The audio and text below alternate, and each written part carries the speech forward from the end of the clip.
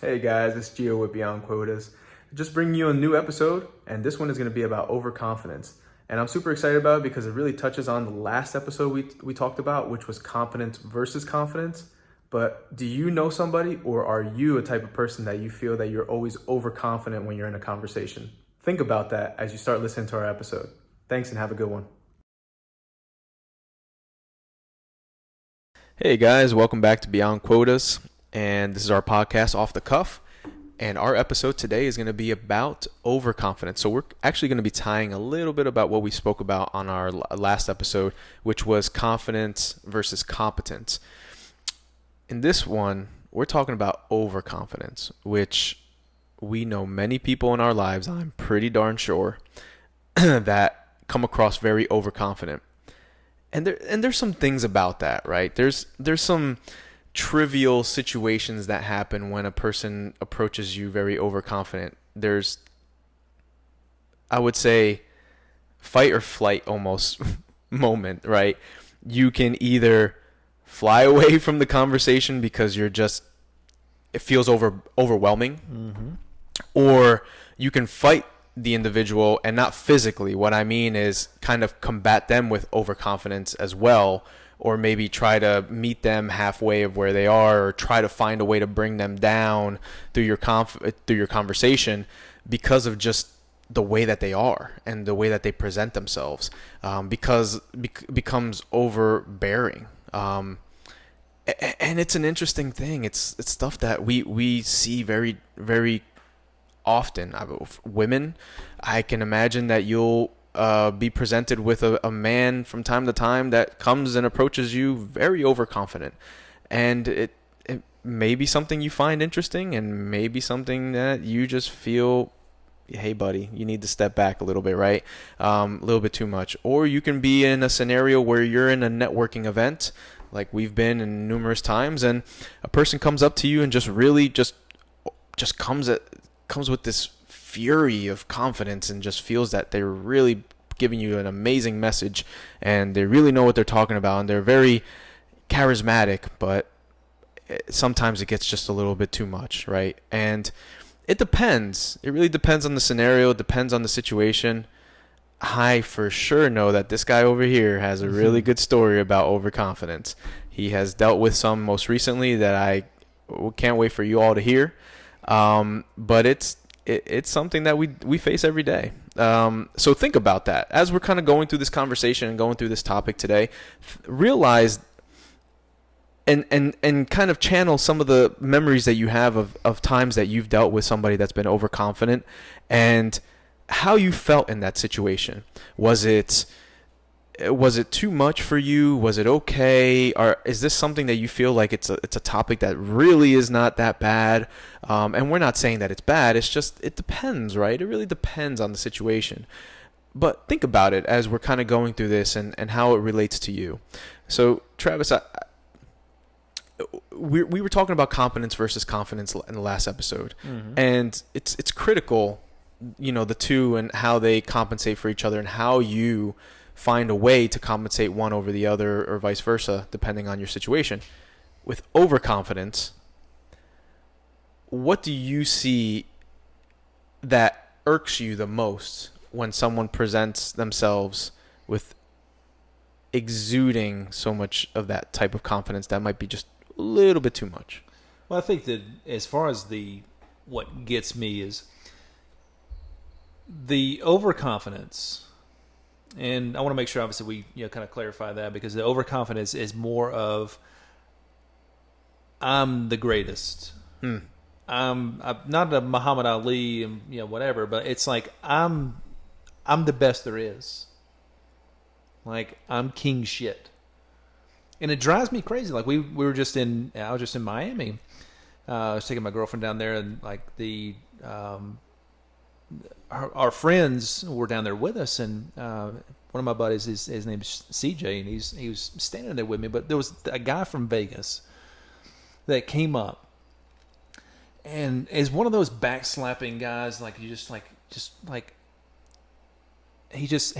owns the place and everything else, and like just came up over the top, like I wish I could recreate it, because like I was just so engrossed in just detest for the whole situation, to a point where actually I did something I usually never do. Like I'm very much I'll sit there and talk to you for forever, because I want you to feel good about yourself. I want you to feel like we have a connection. He was halfway through his third sentence, and I literally just walked away. Like eye contact, walked away. Right. Bless CJ's heart. He stood there, took a grenade for me, because I was like, I couldn't handle it. Because again, it's just that overconfidence. And it came across in his conversation. You can tell when someone is solely about them, because everything goes back to them. Whatever your comment, they have a comment about like, hey, this is what I've done. This is what I've done. They have like the one up. I love the people that one up you. They tell you tell them, hey, this happened to me this weekend. Hey, listen to what happened to me last weekend. Yeah. Like it's those situations that just drive me crazy. And when you're talking about, obviously, I can't imagine how a woman would even be remotely attracted to this, because yes, women like confidence, but I think the better way to suit it's confidence, but with empathy. Okay. And not talk a little bit more about that. Exactly. This is how you distinguish yourself from overconfidence. Okay. You have that, you have that confidence in yourself. You can do anything. You are, the greatest, and whatever the case.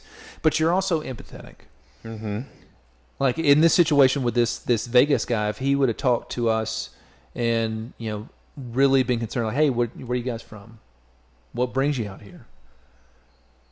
Little small things like that. But like, or rather than one up you, but listen to what you're saying, ask some questions about that topic that you talked about. Correct. To kind of feel like you're in a conversation rather than just a battle or a match, right? Of who's better than the other. It's funny that my best friend's she's up in Connecticut, but like we always kind of make fun of each other, because we always kind of do the Dale Carnegie with each other. I gotcha. We're always kind of bounce. Like we ask a question, and, we'll kind of deflect it and go back to the other person, because at the end of the day, we want to make sure that the person across from us feels welcome, feels good about themselves.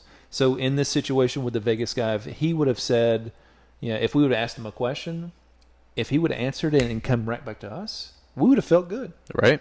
But his mannerisms, the way of talking, like all this stuff, it just drove me crazy. And again, like there are people like that, and unfortunately, they give us salespeople a bad name, because they're and I found out later that he may have been like a promoter or something. They become pushy, right? Yeah, but it's just, again, like having that empathy. And to kind of get back on the right track, on the good stuff. Being empathetic with the person across from you, you can be very confident and make them feel very welcome, and get whatever you want. No matter what situation, it's not whether it's sales, dating life, whatever the case. If you can be confident in yourself, and make the other person feel like they're $1 million, like they're the best person in the world, because at the end of the day, they are, in their mind, they're the best person in the world. So make them feel that way. Yeah, that's it. That's the goal. If we say nothing else, that's literally it. That's success. You can have everything in life you want, like Zig Ziglar said. If you help other people get what they want, focus on them. Make them focus, mainly on them. But, and so I'm going to actually pivot to a person that you mentioned, which was Muhammad Ali. Yep. So if you don't know who Muhammad Ali is, then you should probably just cut this podcast now, because you haven't been on Earth for a while. But many people look at Muhammad Ali as a very overconfident individual, or was an overconfident individual, right? This person... statement, I'm the greatest, clear as message can be, with power, deliverable, strength behind that message. And some people may have looked at that as, wow, you're just a pompous person. And others looked at it, oh man, like driven as he was, felt what he was feeling and believed in what he was saying. But if many people actually, I've done a lot of research on Muhammad Ali because, in sales, you want to find somebody that you feel has that drive, that passion, but also understands struggle and how to overcome struggle. And, Muhammad Ali really prevailed in many of those pillars through his life, not only as an athlete, but as a African American person, driving through, that period of time when there was a lot of systemic race, and there still exists today and stuff of that nature. But he was a very humble individual. And I think many people don't realize that because the character he created and was, when he was Cassius Clay and then became Muhammad Ali, he didn't really decipher, how arrogant he was. He was a very arrogant person, but he backed it up. He had accolades across the board about the things that he's achieved to be able to say that he is the greatest. But when you were to speak to that individual outside of the ring, listen to him behind closed doors, he was one of the most humble individuals that you would have ever spoken to. He was there to listen. He was very empathetic in his conversations. And if anything, he was more asking questions and wanting to know more about your conversation rather than saying, oh yeah, well, me, Muhammad Ali, I've done this and I've done that. That wasn't him behind closed doors. So many people, I say that because you have to kind of realize that when you're overconfident, there's a place for it if you want to be that, right? And with a person like Muhammad Ali, he had the ability to do and be overconfident because of the things that he achieved in his life and the struggles that he went through in his life. But he also knew when to switch it off.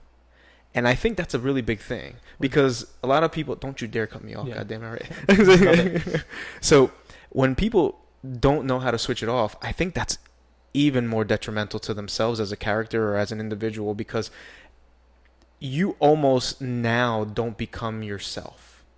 You are not your own individual, but if anything, you're creating what you want people to see. And so you're now superficial with what you are bringing in front of others and what you're bringing to the table. And that only lasts for so long. So note that when you want to be overconfident, realize the time that it should be used and when to switch it off if you plan to be overconfident. Yeah. And I think that the time to use it is a good point because Muhammad Ali would say, I'm the greatest, and do all his little poetic, sayings, whatever. But one, there's two things. One, he spoke it into existence. He wasn't, the greatest fighter before. Like he had even said, like, I knew I was the greatest fighter before I even knew I was the greatest. Like I thought I had spoken into existence. But also, he projected it to his opponent. Correct. That was his shtick. Like that was it. He made his opponent feel as if they were fighting the greatest, therefore demoralized them. Right. And that way he'd had the upper hand. Right. So again, like I like how you said as far as when to use it because there's some situations where you can project that, and that's a good way of kind of analogy. It's like projecting the confidence. Right. Especially with like sales, projecting the confidence that you are the best. Like you're the leading expert. You are the expert. There's a reason why you're sitting in front of the customer. Right. The customer didn't call you because you were just a random schmo that called them. Right. You're there to give them advice. That you're there to solve problems and be that trusted advisor. Right. Yep. Yeah. Yep. So, yeah, a good point. I just want to kind of touch on that because that's literally what he did. He spoke it into existence, but he also projected it to his opponent or for us, it's projecting that to our customer. But again, being humble, being there to balance everything out. Yeah, and I that is also key. Outside of knowing when to switch it on and off, it's realizing how to be humble through the whole process, right? It is absolutely a huge annoyance when you're in front of someone, just like you said, of that Miami character, and you feel like it's a one-way conversation. Same goes, women or men on a date, and you just feel like it's all about them, right? Mm-hmm. You absolutely feel belittled in that process, right? And almost just don't want to be there. Why did you walk away, mid-sentence from the guy? Because you lost interest, right? And I think the point of a conversation is so that both parties that are involved feel there's a mutual understanding, there's a mutual agreement that we're both in this conversation together. Mm-hmm. It's not, hey, you are better or you're leading the conversation. No. We're in this conversation together, and let's have valuable discussions that we both can bring to the table. And when you start becoming overconfident, that falls to the wayside. Oh, yeah. So I think it's super, super important. I think this was a good discussion. I feel that overconfidence is valuable, like you said, but at the right time. And there's many occasions where that can be the case. It's just knowing when that should be used. What do you think is the message of the day? Well, again, I love putting you on this, because this is everyone. If you remember on our last episode, Travis said he hates when he gets put on the spot to say something. So everyone's gonna see his skills right now about being confident. Well, here's the thing: is, I hate being put on the spot if I'm not prepared, if I'm not right, if I don't understand what's going on, having the competence. Like if you told me to give a 20-minute speech, right, on let's say the female reproductive system, I have no idea. I'm like, I don't freaking know that. Like I barely even paid attention to halfway through in college or whatever. But right. So as far as the message in this, I think obviously the having a lot of confidence is a good thing. Mm-hmm. It's huge, but also having the empathy that goes with it. Yeah. Ensuring that obviously the person that you're always in front of, make sure that they feel like they're number one. Right. Deflecting. I love to deflect. If you ever meet me outside, obviously we talk. Chances are pretty good we're going to talk about more about you than you will me. And chances are pretty good you probably won't even notice, because you're going to talk a lot, right? And I'm going to just egg you on. Hey, tell me more. I like that, right? But that's the thing. That's what gets me connected. Yeah, agreed. That's what gets anybody connected. And I think understanding when to use, like as far as the overconfidence, you can be overconfident. You can be like, and here's the thing. This is my definition of overconfident. And I wouldn't even say a definite, a lot of confidence, because overconfident is the backslapping, it's all about me, whatever the case. Mm-hmm. But exuding a lot of confidence is when you're this is a sales situation. So if you're in a closing situation and the customer's, I don't know, it's just not good. And you tell them, no, this is good. This is the right decision. I banged my entire life on it. This is it. Let's do this. Lean on the pin. Let's roll. Like those things like that. The closing, but you're projecting that because you know for a fact that I'm not walking out of this office. It would be disservice to me, Mr. Customer, if I walk out of this office without a signed contract. Right. This is that. That's what it's that good for you. Right. This is it. That is my idea of a lot of confidence. You know for a fact that based on the information that you got out of that situation, this is it. Mm-hmm. This is the perfect scenario for you. We've already discussed, obviously, the benefits. This is it. Let's go. And so I know that's kind of a long-winded response to you, but I think I just wanted like a one-line message. And I never give one-liners because I tend to go on a roll, but that's the thing. It's being empathetic of the person, understanding their needs and everything else, but also being super confident to know that this, whatever you're doing, is in the best interest for them. Agreed. So, well, everybody, I really appreciate your time today. This was a good conversation again around overconfidence, and we'll catch you guys on the next one. Take care.